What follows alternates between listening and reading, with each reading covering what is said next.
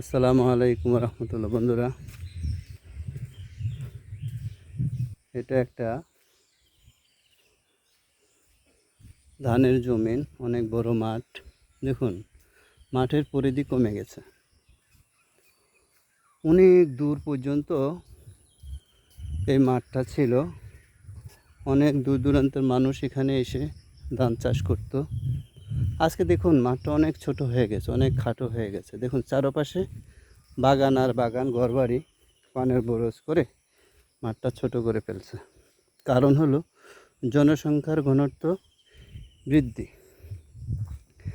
জনসংখ্যা বাড়লে ধানের জমি, ফসলের জমি এভাবে নষ্ট হয়ে যায়।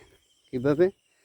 তারা ঘরবাড়ি লাগবে, হ্যাঁ, বসতবাড়ি করতে গিয়ে বাড়ির চারপাশে এভাবে নানান ধরনের গাছগাছালি লাগাইতে হয়, ফল ফ্রুট লাগাইতে হয়, পানের বরজ করতে হয়। তারপরে আলহামদুলিল্লাহ, আল্লাহ রাব্বুল আলামিন দেখুন, আগে মানুষে কত কষ্টে দিনাতিপান করতো, এখন আর কিন্তু সেই কষ্টটা নেই। এখন মানুষে অনেক রিল্যাক্সে হলেও তিনবেলা ভালো করে খাবারের পাশাপাশি আরও উন্নত খাবার খেয়ে থাকে।